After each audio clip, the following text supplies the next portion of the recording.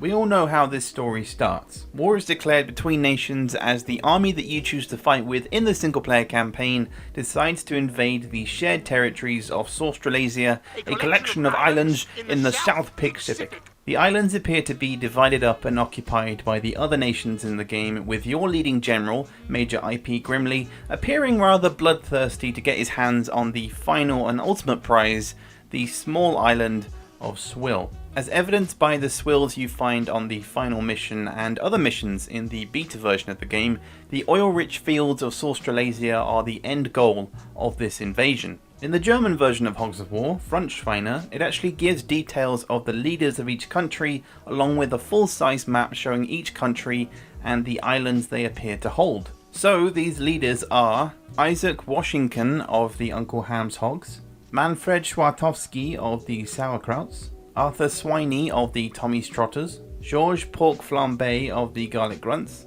Wok Hog of the Sushi Swine, and Die Shinga Schmarrn of Piggy Stoika. Now, although they appear as caricatures of historical figures within each nation, it does offer a different perspective of the game's storyline and overall universe. But I have a question for you. Hans, are we the baddies?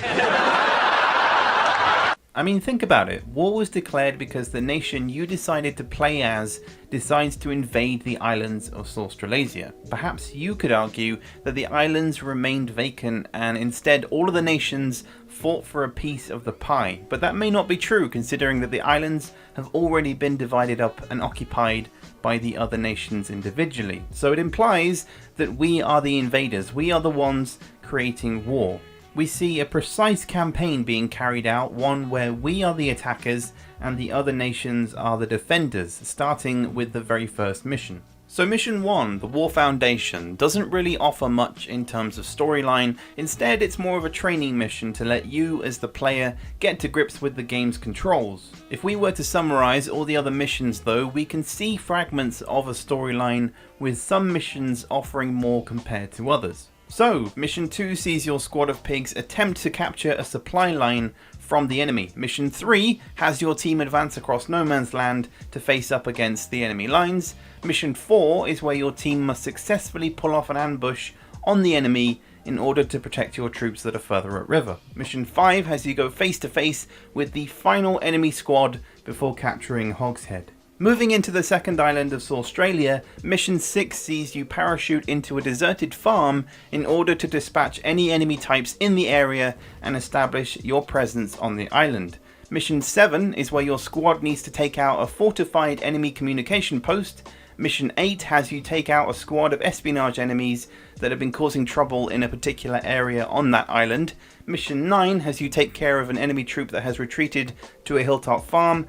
And Mission 10 has your pigs take care of an enemy gun position that has been causing havoc in the area. Once you do, it's time to progress onto the next island of Trotsville, where we find Mission 11. Here, one of your senior ranking pigs has been captured by the enemy after performing a recon mission in Trotsville, and ultimately it is up to you to rescue him. Mission 12 has your squad retrieve stolen tanks that have been taken by the enemy. Mission 13 sees you take on an Arctic enemy base in order to make way for the landing of further ground troops. Mission 14 requires you to stop the enemy from continuing to construct a new HQ in order for them to re-establish themselves in Trotsville. And Mission 15 has your team recapture the general's wine cellar. Yeah, okay. Once the wine has been retrieved, Trotsville is ours and our army moves into Belliopolis. Now, Mission 16 sees you take on the enemy's newly fortified front line, before Mission 17 is where your team faces off against enemy elite forces who have been mowing down wave after wave of friendly reinforcements in the area. Mission 18 sees your squad launch an assault on the enemy's intelligence HQ in order to bring an end to their group of agents within Belliopolis. Mission 19 has you attempt to destroy enemy chemical weapons that were discovered through captured intelligence, and Mission 20 requires you to put a stop to the enemy's medical supply line in order to take full control of Beliopolis, after which Mission 21 once again has you defending a supply line as you slowly make headway into Austria against some pretty hostile enemy forces. Mission 22 then has you parachute into a secret mission with the objective of assassinating one of the enemy's most notorious commanders and his personal guard. Immediately after the assassination, Mission 23 has you take on the top enemy brass in a secret location within Austria. After which Mission 24 sees the enemy's last stand in Austria as they throw all of their remaining infantry units into Hamburger Hill. And finally, Mission 25 has you take on every enemy team you have battled up until this point alongside the devilish Team Lard. Whoever wins this battle will control the Isle of Schwill and ultimately the very valuable oil resources it seems to hold. This final mission definitely cements the idea that we are the bad guys, as every other nation is teaming up against us in order to stop us.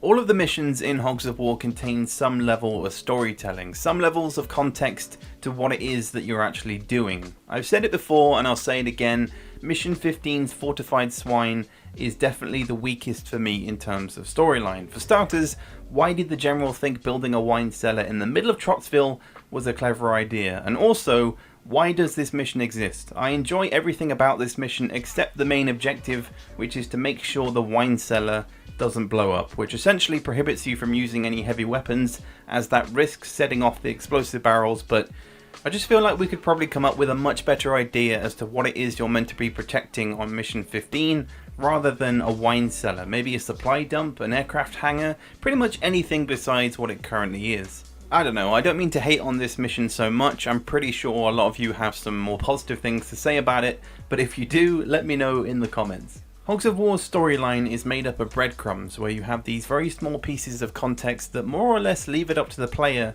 to figure out the rest. For instance, the game's universe. There are tons of questions left unanswered, but ultimately it is up to you to fill in the blanks to build a universe with your own imagination. There is no official Hogs of War lore, but that doesn't mean that we can't make one.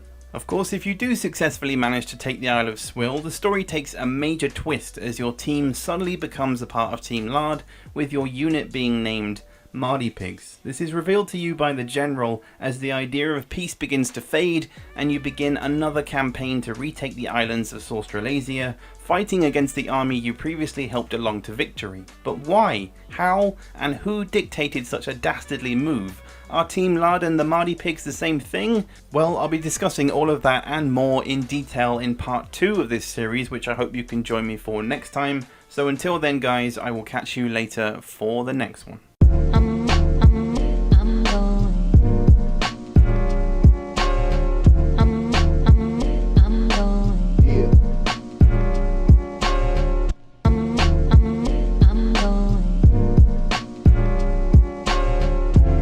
Destination going